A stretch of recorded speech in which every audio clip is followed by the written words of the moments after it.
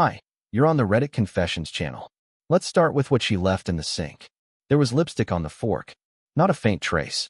Not some smudge from dinner. A thick, deliberate swipe. Bright coral. Not her color. Not my color, either. It was sitting in the sink next to a half-full glass of Chardonnay and an untouched slice of lemon pie. The kind only I eat in this house. She never liked lemon anything. She told me she was having dinner with her cousin. Her cousin lives in Oregon. We're in Wisconsin. I didn't ask questions, not out loud, anyway. That's never been my thing. What I did do was stand in front of that fork for 7 minutes, trying to convince myself I hadn't just seen what I'd seen. Then I washed it. Gently. Carefully. Like I was cleaning evidence I didn't want to show the police. That was 3 days ago. Since then, she's laughed in the kitchen. She's posted photos with captions like, "Wifey Judy's 2 hearts," and "Movie night with my man face blowing a kiss," tagging a guy who wasn't me and wasn't even real. Just some placeholder. A strategy. A distraction. I've slept on the couch. Not because she told me to, but because I couldn't stand how cold the bed felt when she wasn't lying to me in it. Then came this morning. She walked in from yoga with glitter on her neck. Glitter. On her neck. She doesn't do yoga. She does vodka and loud music and blurry bar booths. She said, "Don't start," before I even looked up. So I didn't. I just went to the door, locked it, then opened it from the inside. She blinked. "What are you doing?" I pointed to the boxes by the hallway. I'd packed them the night before. She hadn't even noticed. "I told you it was just a stupid game," she said, tossing her keys on the counter. No feelings. No meaning. We were just being wild for one night. I nodded, then handed her the box labeled bathroom stuff, hers. She stared at it like it was a betrayal. "You're really doing this? Over a joke?" I didn't answer. I just opened the door wider. She didn't scream. She didn't cry. She stood there, in her expensive gym leggings, smelling like expensive regret, and looked at me like I was the one breaking her heart. But here's the thing she never understood. It's not the lipstick on the fork. It's that she left it there and expected me not to notice. I didn't sleep that night. Not even a little. I lay on the couch, staring at the ceiling like it had answers I'd missed. The silence in the apartment felt heavier than her absence, almost like the walls were waiting for me to break. But I didn't. Not out loud. I just lay there, blinking slow and steady, replaying the last words she said at the door. It was just a stupid game. A stupid game. That's what my loyalty was reduced to. That's what my patience, my overthinking, my quiet love had meant to her. A round of dares, glitter, and lipstick. By morning, something inside me had shifted. Not snapped. Snapping implies noise, finality, action. What happened to me was quieter. Like fog replacing air. I stood, showered, shaved like it was a normal day, then opened my laptop. I deleted our shared calendar. I canceled my gym membership, the one we signed up for together, but she stopped going to after 2 weeks. I called our landlord and asked how much it would cost to remove my name from the lease. He asked, "Is everything all right?" I lied. "Yeah, just moving for work." When I got back, she was home. She didn't expect me. She froze like a kid caught sneaking snacks past bedtime. The hallway smelled like lavender and someone else's cologne. She tried to speak, but I held up my hand. "Don't." I walked past her, opened the hall closet, pulled out the small safe we kept our documents in, passports, marriage license, birth certificates, and removed only the things with my name on them. I didn't take revenge. I didn't break anything. I just started erasing myself. "Thad, this is insane," she said, following me into the living room. "You're overreacting to something that didn't even mean anything." I looked at her, and for the first time, she actually looked small. Not weak. Just unsure. "You knew what it would do to me," I said quietly. "You just didn't care." Her eyes darted around the room like she was looking for a way to fix it, but nothing was out of place.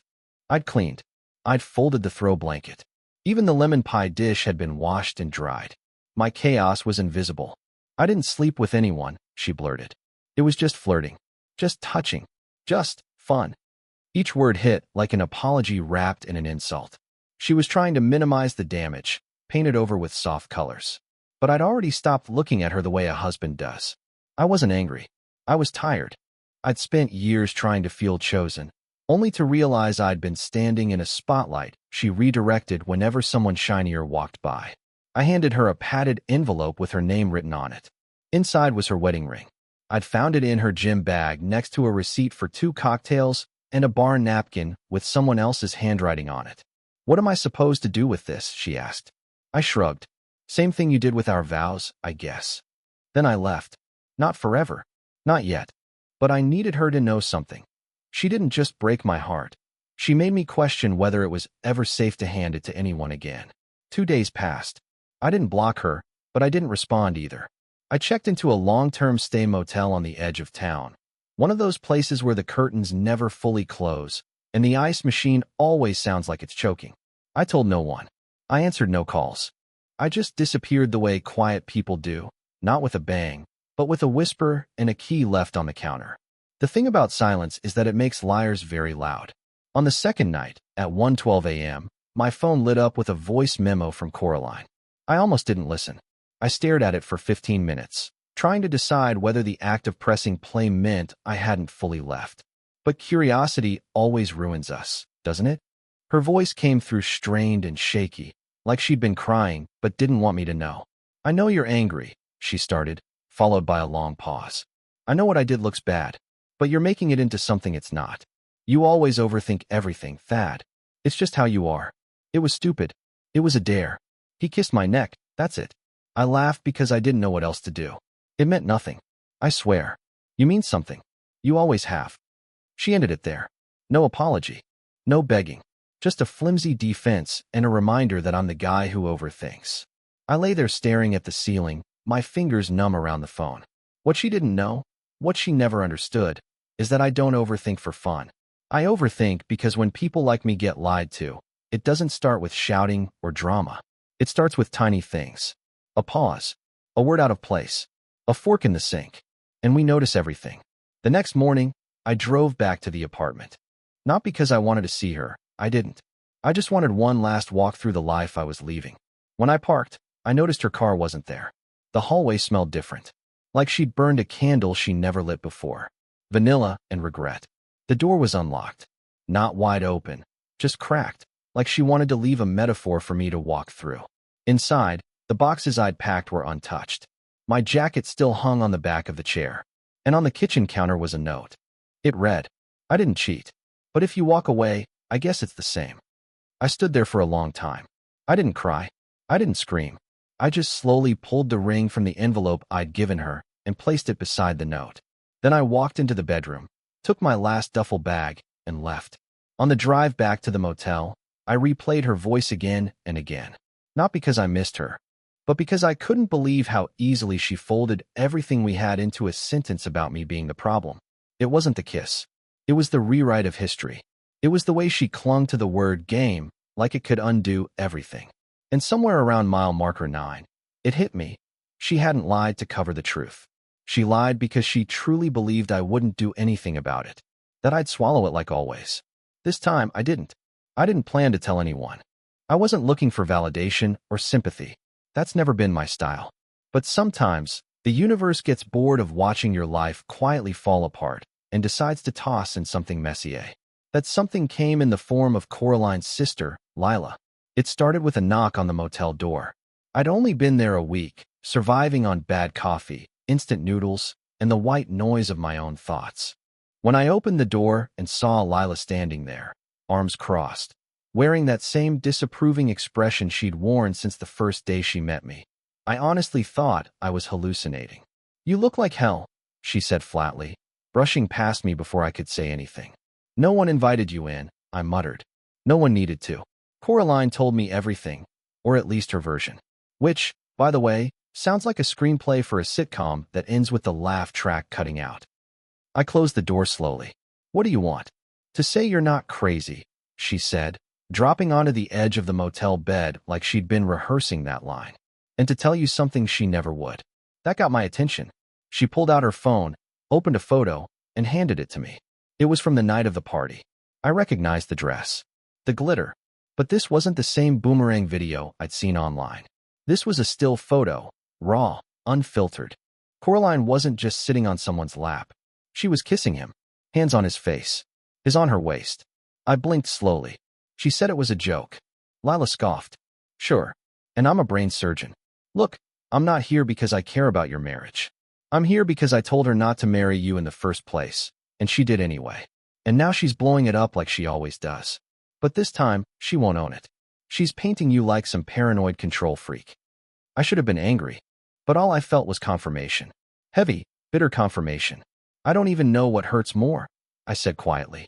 The lie or how confidently she tells it. She thinks you'll forgive her, Lila said. She always thought you were too soft to walk away. She's right, I admitted. I've never been the one to leave. I don't yell. I don't fight. I wait. I endure. But I'm done, Lila. I'm so done I can't even feel the pain anymore. She looked at me for a long second, then stood up. Good. You're finally acting like someone worth respecting. Took you long enough. After she left, I sat on the edge of the bed and stared at that photo again. It was just one frame, one moment, but it was enough to rewrite 7 years of my life. I zoomed in until her smile filled the screen. That same smile she used on me when we first met, when I thought I was the only one who saw it. But I wasn't. I never had been. And somewhere out there, she was probably already retelling the story, saying I overreacted, that I left over nothing, that I'm dramatic and sensitive and too emotional to handle a little fun. Maybe she even believed it. But now I had proof. Not for revenge. Not to ruin her. Just for me. Because for once, I didn't want to doubt what I felt. I didn't want to gaslight myself into forgiving someone who never asked to be forgiven. That night, I deleted the photo. Not because it didn't matter, but because it mattered too much. I didn't want to be tethered to her betrayal forever. But just before I deleted it, I noticed something I hadn't seen before. In the corner of the frame, sitting at the table behind them, was Jolene, her friend who threw the party. She was staring straight at the camera, and she didn't look surprised. 2 days after Lila left, I received a message that wasn't meant for me. It popped up on my lock screen while I was brushing my teeth, a name I didn't recognize and a preview that made my stomach drop. He's still not talking to me. Honestly, it's kind of pathetic. I think he expected me to beg. My fingers trembled as I unlocked the phone, hoping it was some kind of mistake. Maybe someone sent it to the wrong number. Maybe it wasn't about me. Maybe I was spiraling again.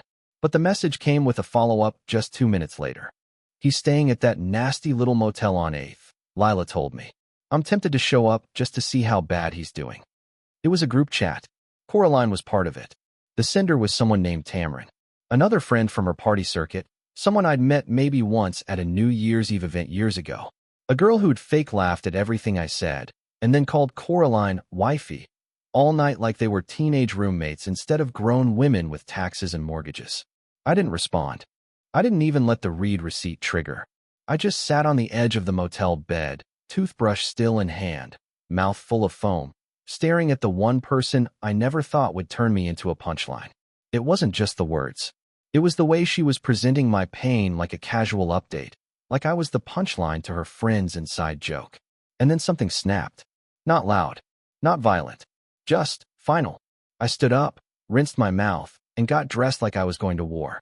I didn't even know where I was going, but I couldn't sit in that motel room anymore pretending I didn't exist.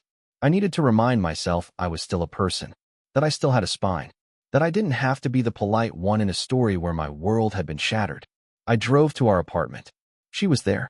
I heard music playing from inside, something upbeat and shallow, the kind of music she used to blast when cleaning or dancing in the kitchen. Through the living room window, I saw a movement. Laughter. A shadow crossing the hallway. She wasn't alone. I didn't ring the bell. I didn't knock. I just stood there like a stranger staring at a house I used to live in. Like someone watching his old life being reenacted by people who never really noticed he left. Then she stepped outside onto the small balcony, barefoot, wine glass in hand, wearing one of my old flannel shirts like it was hers. She didn't see me. She was laughing at something someone inside said. For a split second, she looked happy, not devastated. Not wrecked by guilt or self-reflection. Just free. That hurt more than the kiss.